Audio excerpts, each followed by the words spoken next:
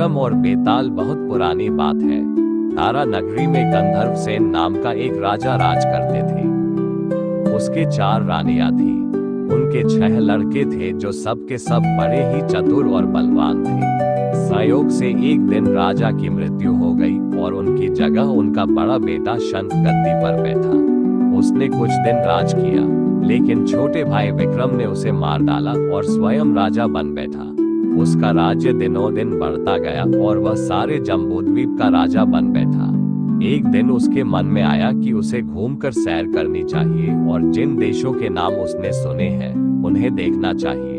सो वह गद्दी अपने छोटे भाई भर्तृहरि को सौंपकर योगी बनकर राज्य से निकल पड़ा। उस नगर में एक ब्राह्मण तपस्या करता था।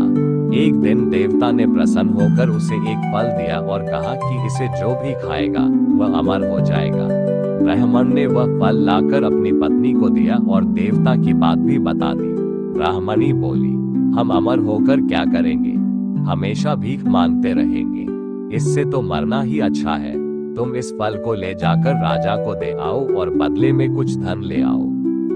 ये सुनकर ब्राह्मण फल लेकर राजा भर्तृहरि के पास गया और सारा हाल कह सुनाया। भर्तृहरि ने फल ले लिया और ब्राह्मण को 1 लाख रुपए देकर विदा कर दिया। भर्तृहरि अपनी एक रानी को बहुत चाहता था। उसने महल में जाकर वह फल उसी को दे दिया। रानी की मित्रता शहर कोतवाल से थी। उसने वह फल कोतवाल को दे दिया। कोतवाल एक वेश्या के पास जाया करता था। वो उस फल को उस वेश्या को दे आया। वेश्या ने सोचा कि यह फल तो राजा को खाना चाहिए। वह उसे लेकर राजा भर्तृहरि के पास गई और उसे दे दिया। भर्तृहरि ने उसे बहुत सा धन दिया, लेकिन जब उसने फल को अच्छी तरह से देखा तो पहचान लिया। उसे बड़ी चोट लगी, पर उसने किसी से कुछ कहा नहीं। उसने महल में जाकर रानी से पूछा कि तुमने उस फल का क्या किया? रानी ने कहा, मैंने उसे खा लिया। राजा ने वह फल निकालकर दिखा दिया। रानी घबरा गई और उसने सारी बात सच सच कह दी। भर्तृहरि ने पता लगाया तो उसे पूरी बात ठीक ठीक मालूम हो गई। वह बहुत दुखी हुआ। उसने सोचा, ये दुनिया माया जाल है, इसमें अपना कोई नहीं। वह फल लेकर बाहर आया और उसे धुलवाकर स्वयं खा लिया। फिर राजपाट छोड़ योगी का भेष बना जंगल में तपस्या करने चला गया। भर्तृहरि के जंगल में चले जाने से विक्रम की गद्दी सोनी हो गई। जब राजा इंद्र को ये समाचार मिला तो उन्होंने एक देव को धारा नगरी की रखवाली के लिए भेज दिया। वह रात दिन वहीं रहने लगा। भर्तृहरि के राजपाट छोड़कर वन में चले जाने की बात विक्रम को मालूम हुई तो वह लौटकर अपने देश में आया। आधी रात का समय था। जब वह नगर में घुसने लगा तो देव ने उसे रोका। राजा ने कहा, मैं विक्रम हूँ, यह मेरा राज है। तुम रोकने वाले कौन होते?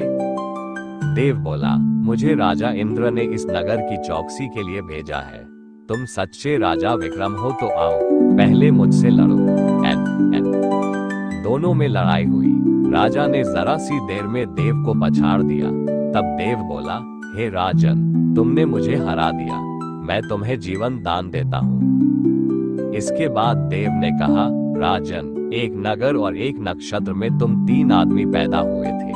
तुमने राजा के घर में जन्म लिया, दूसरे ने तेली के और तीसरे ने कुम्हार के। तुम यहाँ का राज करते हो। तेली पाताल का राज करता था।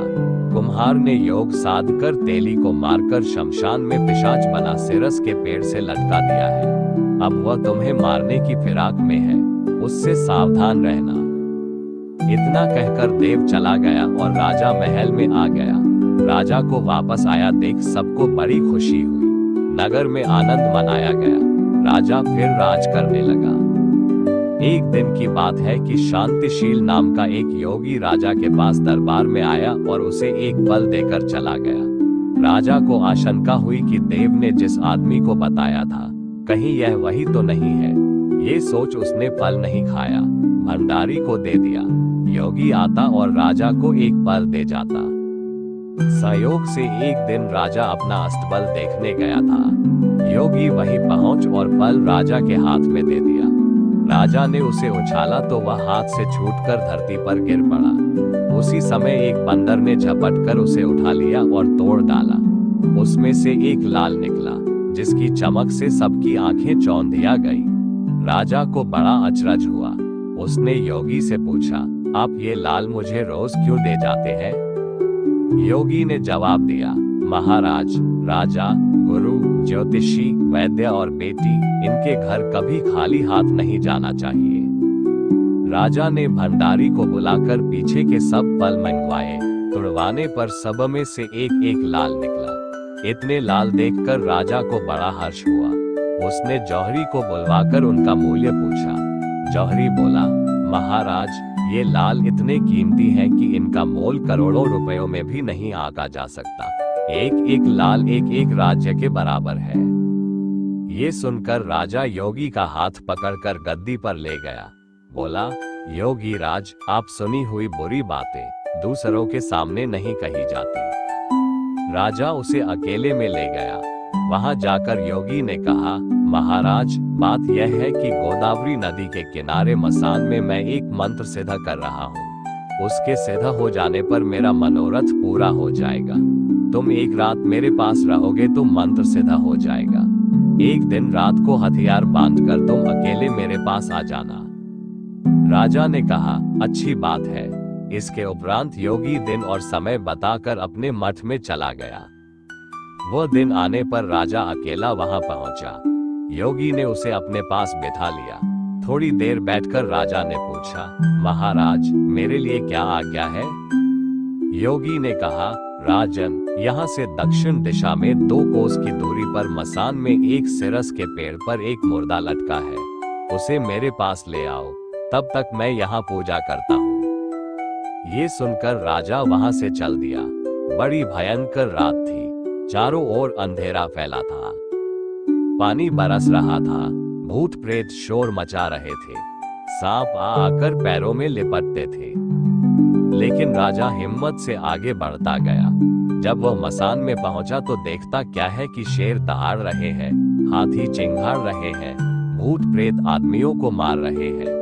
राजा बेधड़क चलता गया और सिरस के पेड़ के पास पहुंच गया। पेड़ जड़ से पूंगी तक आग से दहक रहा था। राजा ने सोचा, हो ना हो, यह वही योगी है जिसकी बात देव ने बताई थी। पेड़ पर रस्सी से बांधा मुर्दा लटक रहा था। राजा पेड़ पर चढ़ गया और तलवार से रस्सी काट दी।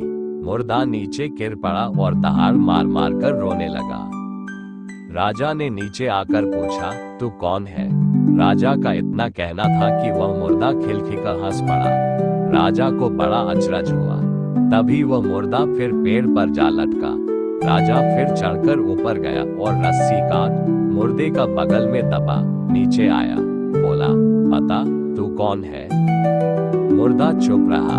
तब राजा ने उसे एक चादर में बांधा और योगी के पास ले चला।